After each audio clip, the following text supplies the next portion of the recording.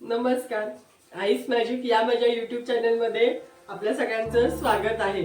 तर आज मी तुम्हाला दाखवणार आहे सांडग्याची भाजी. सांडगे हे मिक्स डाळीपासून बनवतो आम्ही. उन्हाळ्यामध्ये असे सांडगे बनवून ठेवतो. जेव्हा आपल्याकडे भाजी नसेल तेव्हा त्याची आपण भाजी करतो. तर त्यासाठी काय काय साहित्य लागणार आहे ते मी तुम्हाला सांगते. तर मी त्यासाठी घेतलेत हे सांडगे घेतलेत, कांदा घेतलाय चिरून, 2 कांदे घेतले छोटे, चवीनुसार मीठ, घाटी मसाला आमचा, कांदा लसूण मसाला, हळद आणि धना पावडर। आणि मसाल्यासाठी आपल्याला लागणार आहे थोडंसं सुकं खोबरं घेतलंय, थोड्या 10-12 लसणाच्या पाकळ्या घेतल्या आणि थोडी कोथिंबीर। हे मी मिक्सरला फिरवून घेणार आहे जाडसर। आणि एक सांडगे आपल्याला तळून घ्यायचे। हे मिक्स डाळीचे सांडगे आहेत, मटकी, मूग आणि चणा डाळ असे त्याचे सांडगे असे बनवून ठेवते मी वर्षाचे। तर आता मी थोडंसं तेल टाकून घेते तव्यामध्ये। आपल्याला सांडगे थोडेसे भाजून घ्यायचे, भाजले म्हणजे सांडगे शिजतात पण लगेच। हे सांडगे मी आता भाजून घेते, छान खरपूस भाजून घेते। बघा आपले सांडगे मस्त असे भाजून झाले। हे सांडगे असेही खायला छान लागतात। त्याच्यामध्ये हिरवी मिरची, लसूण, थोडंसं जिरं घालून ते वाटलेलं असतं डाळीच्या मिश्रणामध्ये।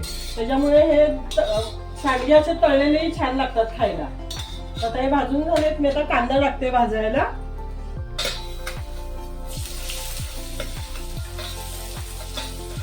कांदाही छान भाजून घेते जराशी।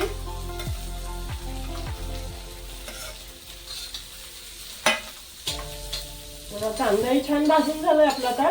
आता मी थोडा मसाला बारीक केला होता ना तो भाजून घेते।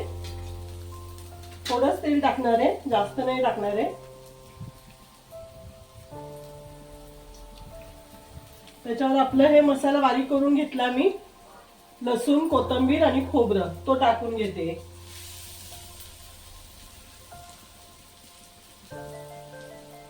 तोही भाजून घेऊया जराशी।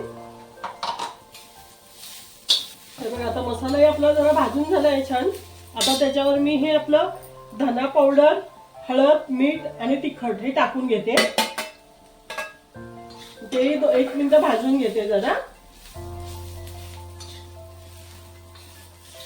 तर बघ आपला मसाला आता भाजून झालाय तो।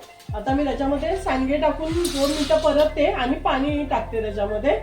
आपल्याला थोडंसं रस्सा भाजी करायची आहे, जास्त सुकी पण नाही आणि जास्त पातळ पण नाही। ही तुम्ही जास्त पातळही करू शकता थोडी भातावर वगैरे खायला।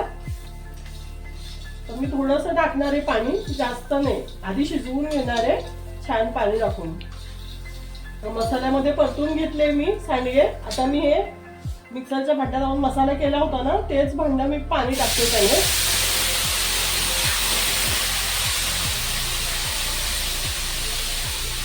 तर आता मी पाणी अजून थोडं टाकलंय त्याच्यामध्ये, कारण मला थोडीशी रस्सा भाजी करायची आहे।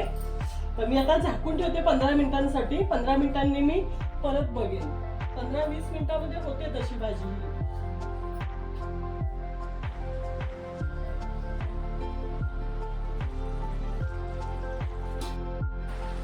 बघा आपलं सांडगं आता शिजले गेलेत, मस्त छान शिजले गेले ते बघा।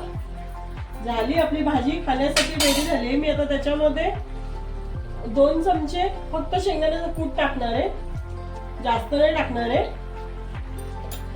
आणि कोथिंबीर, चिरलेली कोथिंबीर मिक्स करून घेते मस्त। झाली आपली भाजी खाण्यासाठी तयार। छान लागते भाजी, भाकरी चपाती सोबत, भातासोबत पण छान लागते। करून बघा तुम्ही। आमच्याकडे याला सांडगे म्हणतात, तुमच्याकडे काय म्हणतात ते नक्की सांगा मला कमेंट मध्ये। ही आपली सांडग्याची भाजी खाण्यासाठी तयार आहे, सोबत पापड आणि चपाती। तर तुम्ही तुमच्याकडे असे सांडगे असतील तर नक्की करून बघा। आवडली तर मला नक्की लाईक करा, शेअर करा, सबस्क्राईब करा। धन्यवाद।